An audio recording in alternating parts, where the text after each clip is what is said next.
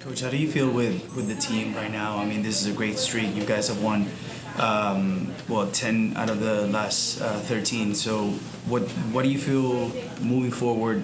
Is this the ceiling of this team? Like, what else can we expect for this team?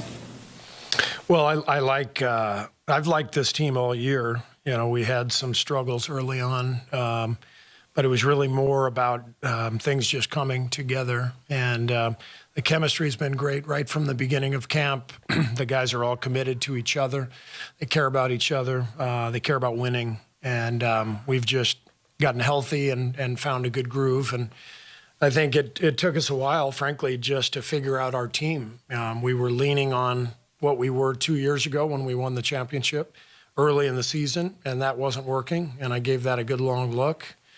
And we eventually kind of changed things up. And between that and getting Draymond back and our young guys really taking a leap forward, and guys like Loon and Moses, who are so professional, just hanging in there during difficult times, setting a great tone for the rest of the group.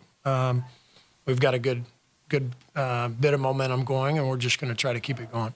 Steph, how do you build, or how do you train the resilience? We were talking with Draymond about how much, everything has changed for this team, right? Like you now in a great streak, but maybe a couple of months ago the situation wasn't the same, and maybe the burden fell a lot on your shoulders being the leader of this team. How do you just recover? Obviously you have so much experience, but how you continuously just train that resilience to know that things are going to change?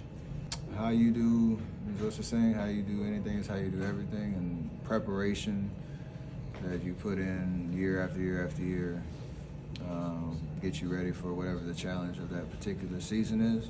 Same with this year. You have a high standard for how I want to perform on a nightly basis. I have a standard set for myself, and you accept the challenges that come, and you never give up. Confidence or hope that you can be the last team standing, whether you get there or not. You can't control that necessarily, but like you said, embracing the challenges of what it means to be a consistent leader in the locker room, on the court. Embracing all that comes with it. Sometimes it's kind of a lonely place because you have to go through so much on a daily basis to stay in that mindset, but it's all worth it at the end of the day. Like, how do you train or build that resilience? Like you said it yourself, like you guys have been in situations where people doubting you. This year, obviously, the past months have been a lot of questions. Now you guys have this stretch. How do you? Obviously, you said you had no doubts you guys were going to come back, but how do you think that has developed over the past few years? Like, what is it? Well, number one, you have winners. And then you bring in people with winning qualities that needs to learn how to win, and you have guys and staff that teach them. And a part of winning, if you're going to win, you have to be resilient. And so I think, if your leaders are resilient, you have no choice. And Steph is one of the most resilient people I've ever seen. Steve Kerr is resilient as hell.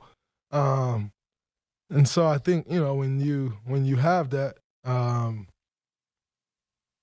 everybody else kind of fall in line, and you got great guys that embrace that, and it's a special thing. How the experience of having CP as a teammate been for you guys? Obviously another mega competitive animal joining Steph, yourself, Clay.